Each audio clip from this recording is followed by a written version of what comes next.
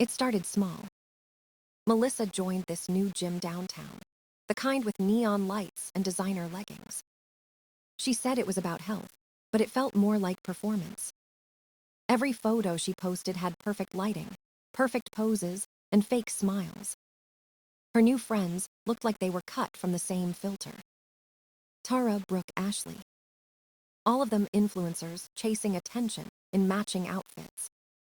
They'd laugh too loud, talk about macros, and judge anyone outside their bubble. Soon, Melissa started spending more time there than at home. She came back late, glowing with that gym adrenaline. Her phone never left her hand. The mirror became her best friend. She'd film short clips in our kitchen, setting up her tripod like it was her altar. I used to think it was harmless. Then she began making little comments about me. You should try lifting sometime. Maybe get a membership too. At first, I laughed it off. But soon the tone changed. It wasn't a suggestion anymore. It was a comparison. You'd look so much better if you cared about yourself. That one stung. I wasn't lazy. I worked, paid bills, cooked dinner, fixed things around the house. But to her, none of that mattered if I didn't have abs. She started talking to me like I was a project she'd given up on. Her eyes stopped lighting up when she looked at me. They only reflected disappointment. I remember one evening, she came home from a group workout. She barely said hi, just tossed her bag down and scrolled through her phone. I asked how her day was. She said, "You wouldn't understand. It's a fitness thing." That was the moment I realized I was being replaced, not by a person, but by a lifestyle. Her gym became her church. Her friends became her congregation. And I was just the quiet background in her highlight reel. When Tara invited us to her beach wedding, I thought it might help reconnect us. Maybe some sun, some laughter, something normal. But when we got there, I didn't belong. Everyone was toned, tan, and posting every breath online. Melissa fit right in. She sparkled around them. She introduced me like I was her distant cousin, not her husband. Then came the moment that changed everything. People started jumping into the ocean, laughing, carefree. I took off my shirt, ready to join. She leaned close and whispered, "Maybe don't, just stay back." Her words hit harder than any insult could. I smiled, pretended not to care, and walked straight into the water anyway. I swam beneath the fatting light, salt in my hair, chest burning, heart colder than the waves. When I looked back, she wasn't watching me. She was posing with her friends for another photo. That night, on the drive home, we barely spoke. Her reflection in the window glowed from her phone's screen, not from me. And that's when I knew something had broken, something that wouldn't heal the same again. A few weeks after the wedding, she started saying a new name. Ethan Cole. At first, it was casual. Ethan says fasted training burns more fat. Ethan showed me a new routine. I didn't think much of it. Then one day she said, "Wait, you know him?" Yeah, I did. We went to college together, before he dropped out to chase the gym life.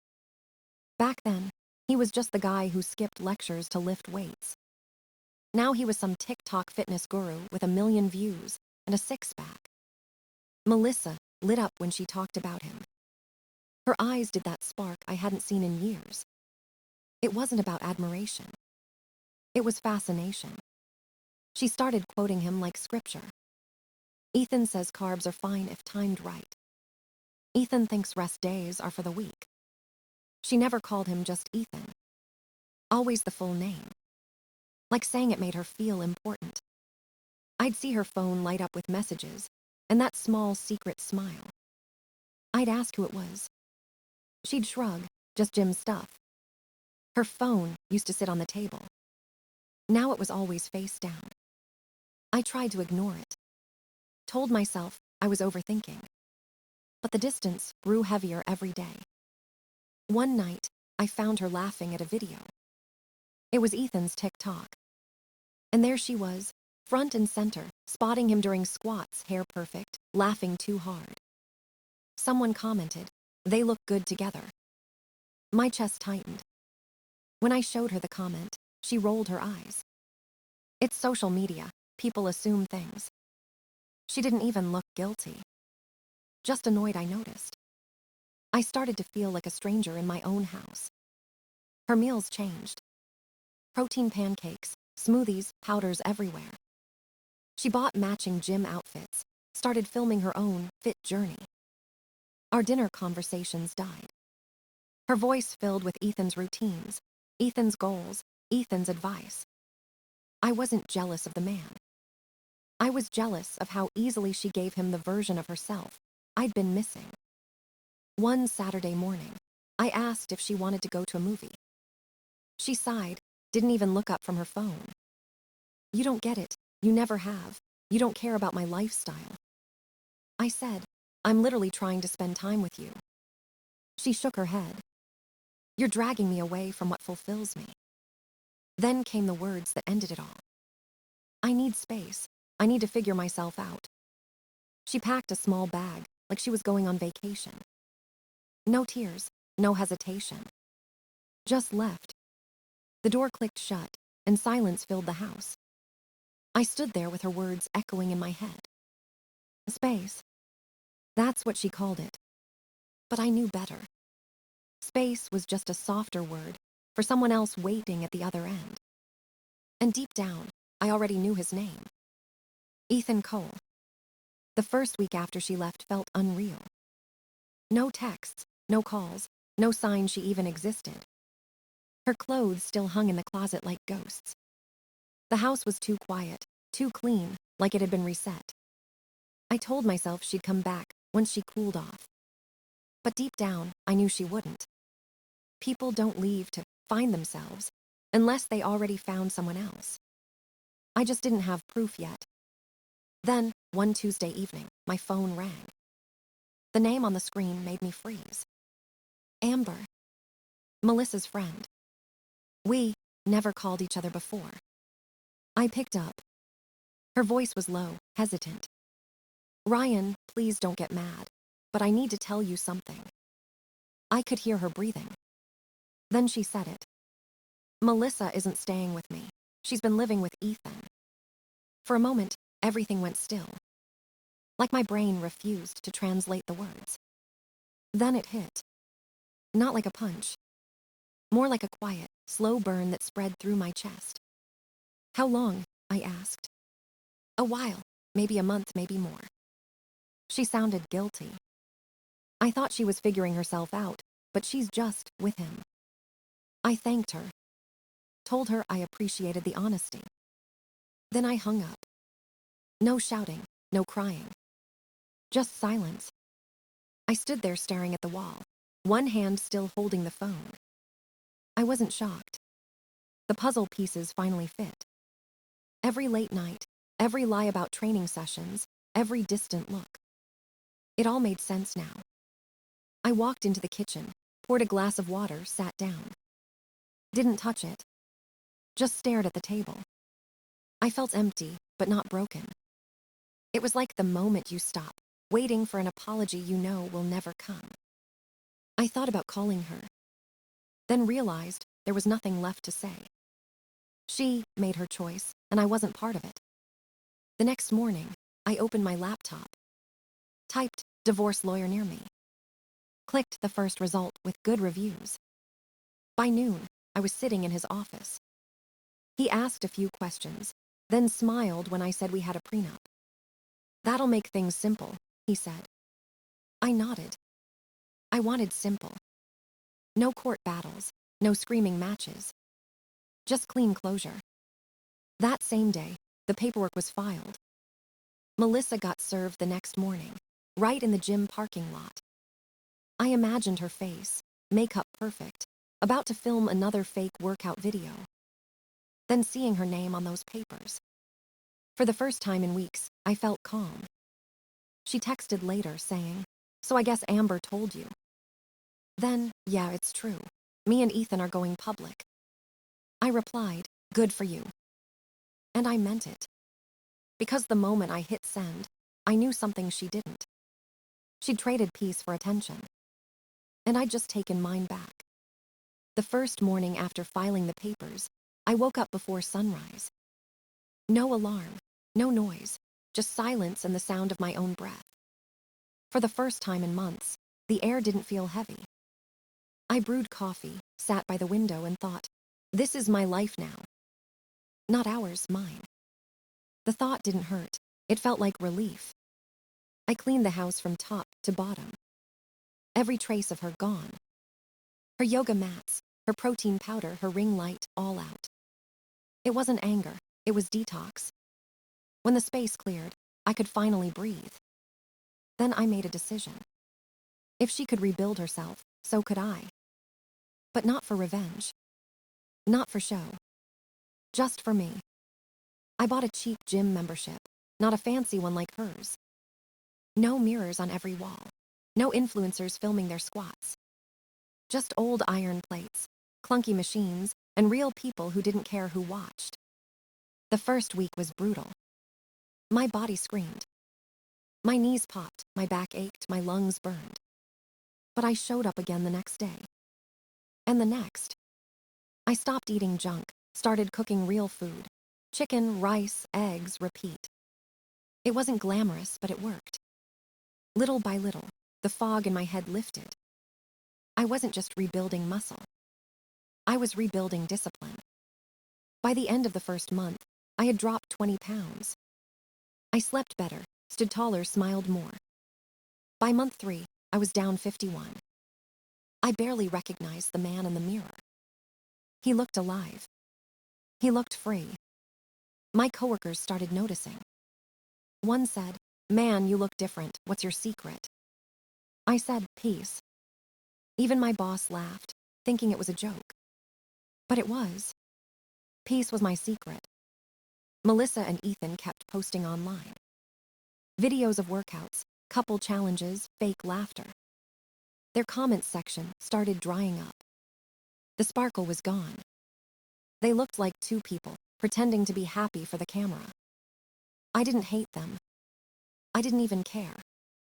I just blocked them both. Not out of spite, but closure. I didn't need reminders of who I used to be. One night, I caught my reflection leaving the gym. Sweat dripping, shirt clinging, eyes clear.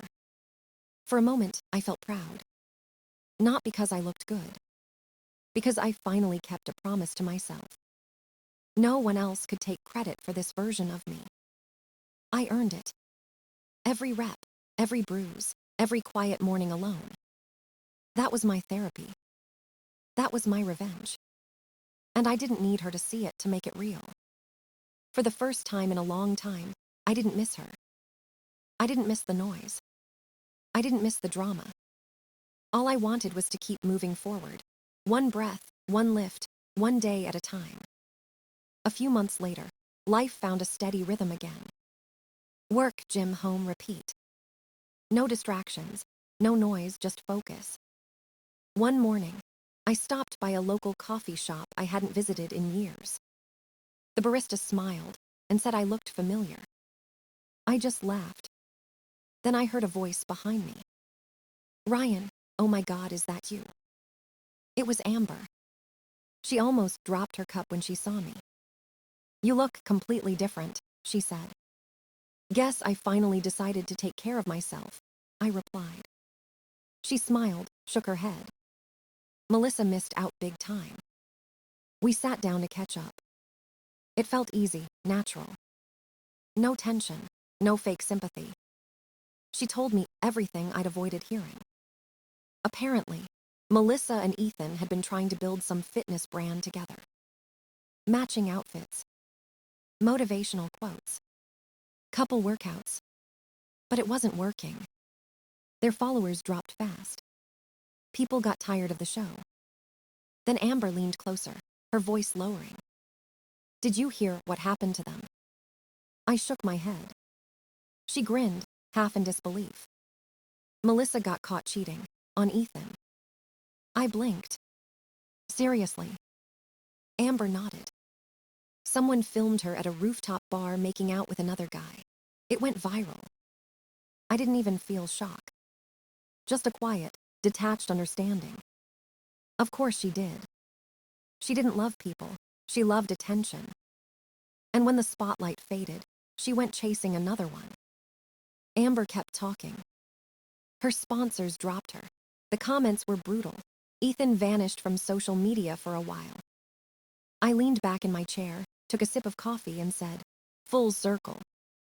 Amber laughed softly. "Pretty much." There was no joy in it for me. No satisfaction. Just confirmation that karma doesn't need help. It handles its own schedule. She looked at me again, eyes soft. "Honestly, you're glowing." I chuckled. "Glowing? I'm sweating through my shirt." She laughed, the kind that actually sounded real. We talked for another hour. Music, work, food, nothing heavy. Before leaving, she smiled and said, "You should stop by here more often." I said, "Maybe I will." When I walked out, the sun felt warmer. For the first time, I didn't feel like the guy who got left behind. I felt like the guy who finally caught up with himself. That night, I thought about everything she said. The scandals, the downfall, the noise. And I realized something simple. I didn't care what happened to Melissa anymore. Her story wasn't mine to carry. I had my own peace to protect. And peace doesn't need an audience. It just needs space to breathe. I looked in the mirror before bed.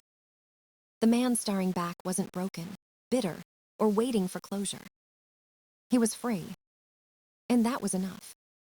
A few weeks after that coffee with Amber, I was back in my routine. Work during the day, gym at night, sleep early, wake early. Life was simple. Then one evening, while finishing my last set at the gym, I saw someone familiar. Tall, athletic, hoodie, baseball cap pulled low. He turned and smiled. "Ryan, dude, no way." It was Ethan. For a second, I froze. The guy who unknowingly helped break my marriage was standing 10 feet away. He walked over, friendly like nothing had happened. "Man, you look incredible. I didn't even recognize you." I wiped sweat from my face and nodded. "Thanks, been putting in some work." He laughed, but there was guilt behind his eyes. "So how have things been? You married, dating?" I stared for a second, then said, "Divorced." His smile vanished. "Wait, your wife was Melissa?" I nodded. His jaw dropped. "Holy, she never told me she was married. Not once." He looked crushed, like the floor had just dropped beneath him. "She said you two were separated, just roommates waiting for papers." I believed him. He looked genuinely sick about it. "I swear, man," he said. "If I'd known, I never would have gone near her." I shrugged. "It's not on you. She knew what she was doing." He sat down on the bench beside me, shaking his head. "I thought she was different. Then she cheated on me too." I nodded slowly. "Yeah, I heard." He laughed once, dry and tired.